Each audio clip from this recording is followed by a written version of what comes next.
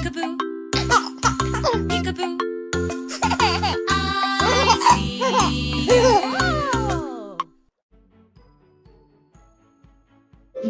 میں بہت ہی اکتا گئی ہوں، یاسمین نے کھڑکی سے باہر جھانکتے ہوئے اپنے آپ سے کہا۔ باہر موسم ٹھنڈا اور دھندلا تھا، باغیچہ بارش کے پانی سے بھیگا ہوا تھا، نہ کوئی پرندہ دکھائی دے رہا تھا اور نہ کسی پرندے کی آواز سنائی دے رہی تھی۔ سردی کا موسم ختم ہو چکا تھا، مگر اب تک بہار کے موسم کا کوئی پتہ ہی نہ تھا۔ یاسمین ان تمام خوبصورت پھولوں کے بارے میں سوچنے لگی جو موسم بہار میں کھلتے ہیں۔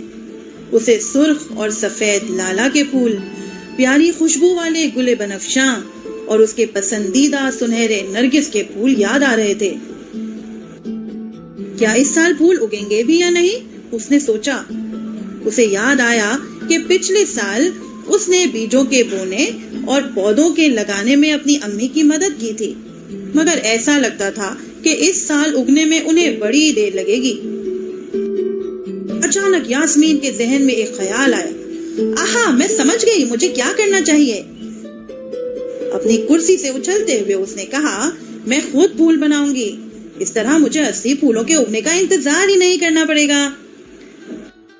یاسمین ایک کینچی اور چند کاغذ کے ٹکڑے لے کر فوراً ہی کام پر لگ گئی۔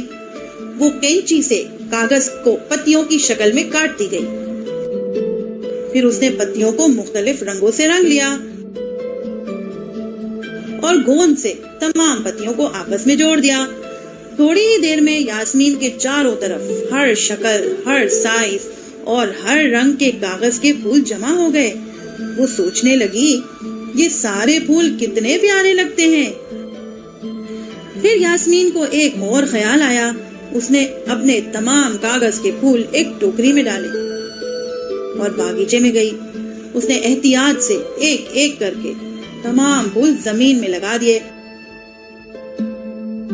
پھر وہ خوشی سے اپنے پھولوں کی طرف دیکھتے ہوئے سوچنے لگی، یہ سب پھول کتنے خوبصورت لگ رہے ہیں۔ یہ کاغذ کے پھول اتنے ہی اچھے ہیں جتنے اصلی پھول۔ میں امی کو ضرور دکھاؤں گی۔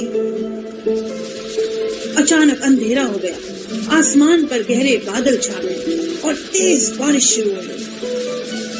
بارش سے بچنے کے لیے یاسمین گھر کی طرف بھاگی۔ گھر میں آ کر جب اس نے کھڑکی سے باہر جھانکا تو چونک گئی۔ کیا دیکھتی ہے، اس کے سارے پھول بھیگ گئے اور پھولوں کی پتیاں پورے باغ میں بکھر گئی ہیں۔ اس کی ساری محنت ضائع ہو گئی تھی۔ یہ دیکھ کر اس کی آنکھوں میں آنسو بھر آئے۔ یاسمین دوڑ کر اپنی امی کے پاس گئی اور انہیں اپنی پوری کہانی سنائی۔ ماں نے یاسمین کو اپنے بازوؤں میں لے لیا اور اسے تسلی دیتے ہوئے کہنے لگی، میری پیاری بیٹی، پریشان مت ہو، باغیچے میں جلد ہی اصلی پھول اگیں گے۔ اگلے چند دنوں میں یاسمین باغیچے کی طرف ہی نہیں گئی، کیونکہ وہ نہیں چاہتی تھی کہ اسے اپنے بنائے ہوئے پھول یاد آ جائیں۔ ایک صبح سورج تیزی سے چمک رہا تھا۔ یاسمین کمرے کی کھڑکی کی طرف گئی، اسے کھولا اور حیران رہ گئی۔ باغیچے میں نرگس کے ننھے ننھے خوبصورت پھول کھلے ہوئے تھے۔ یاسمین انہیں قریب سے دیکھنے کے لیے دوڑی ہوئی باہر گئی۔ نرگس کے پھول کتنے خوبصورت ہیں، اس نے سوچا۔ یہ کاغذ کے نہیں، اصلی اور زندہ پھول ہیں۔ اسے یوں محسوس ہو رہا تھا کہ جیسے یہ سب پھول اس سے باتیں کر رہے ہوں۔ پھولوں کو کون اگاتا ہے، یاسمین نے حیرت سے سوچا۔ ان میں یہ خوبصورت رنگ، صورت اور خوشبو کیسے پیدا ہوتی ہے؟ یاسمین نے گہرے رنگ کی زرخیز زمین کی طرف دیکھا۔ اس نے آسمان پر چھائے ہوئے بادلوں کو دیکھا۔ اس نے سورج کی حرارت کو اپنے چہرے پر محسوس کیا۔ یاسمین اچانک پکار اٹھی، یہ صرف اللہ ہی ہے جو اصلی پھولوں کو پیدا کر سکتا ہے۔ صرف وہی انہیں زندگی بخشتا ہے اور وہی ہر پھول کو رنگ، صورت اور خوشبو دیتا ہے۔ اسی وقت یاسمین کی ماں باغ میں آئی۔ آؤ یاسمین، مل کر باغ کو صاف کریں، یاسمین کی ماں نے کہا۔ ہم اصلی پھول بنا تو نہیں سکتے، لیکن ہم انہیں اچھی طرح بڑھنے میں مدد ضرور کر سکتے ہیں۔ ہم سب اللہ کی حیرت انگیز دنیا کی دیکھ بھال کرنے میں مدد کر سکتے ہیں۔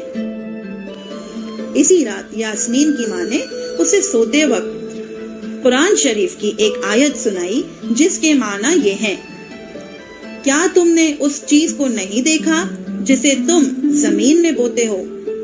کیا یہ تم ہو جو اسے اگاتے ہو یا ہم اس کے اگنے کا سبب ہیں؟ یاسمین آہستہ سے بولی، الحمدللہ، تمام تعریفیں اللہ کے لیے ہیں۔ پھر وہ خوشی خوشی آرام سے سو گئی۔